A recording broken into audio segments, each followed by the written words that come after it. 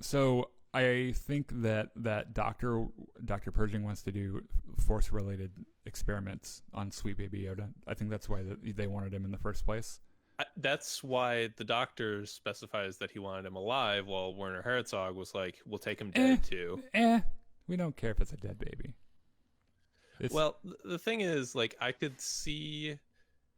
So if you brought in the corpse, maybe they have some way to like clone the baby from the genetic material, and then they can do experiments on it I mean, it would later. it would have But to be alive to do Force experiments on it for it to be feasible. That's yeah, why I think that's why he was so concerned about it being. And Herzog just like we don't really care if it's alive.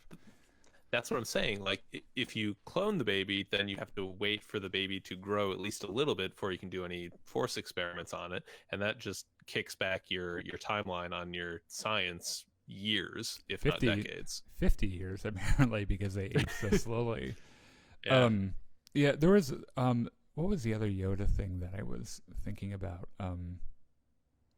Oh yeah, so I did a little bit of math on this. Sweet Baby Yoda is 50 years old, right? Mm-hmm. Do you know right around where that puts his time of birth? That would be a little before Phantom Menace, wouldn't it? Yeah, I think it's later than that. I'll have to check because now I can't remember suddenly. But I think that it was right around when the Clone Wars was happening, which So, that's the other bigger question too that we have to ask is what the fuck is it? Like, what is its significance?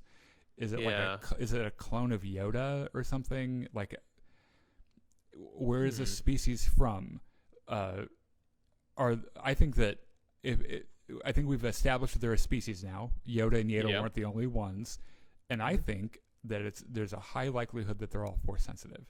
Like that's a characteristic, a defining characteristic of that species is that they are all Maybe. force sensitive. And obviously they're trying to get him for science, but why? Like he has to know about Yoda to be that interested in him to do experiments on him. If you grant the premise that they're force related experiments, like he's like, oh, that's the same species as Grandmaster Yoda. Like we got to have him. So like there has to be like, I think the Force and the Jedi as a mythology are going to be woven into the story a lot more thickly than I originally thought, and that is super exciting for me. I don't know that it had to be Yoda specifically that Dr. Pershing was thinking of. Like, presumably in Galaxy, there's more knowledge about Yoda species than we have. Um, if only because they're like they exist in a time and place where there were more than just Yoda and Yaddle running around. There were more Yodelings, I guess. So, I mean, is that true? Like, we don't know that for sure. well, I mean, they had to come from somewhere, right? We And don't presumably know. that somewhere was known to somebody at some point. I mean, we not necessarily. I mean, there's weird stuff in the Star Wars universe that doesn't follow that logic. Hmm. Like there's a character in Rebels called the Bentu that you don't know where the fuck it comes from, and he might as well be the only member of his species. Some like mystic force sensitive giant horse thing or whatever he is. Like it's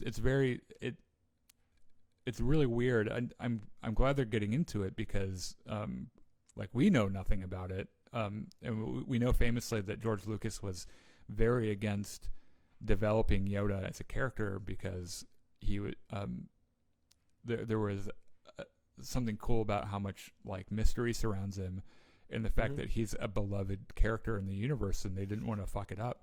And so they, Dave Filoni was the one that wrote the 3-episode arc for Yoda in Clone Wars, and now all of a sudden he's involved in this, which there has to be like some kind of connection there.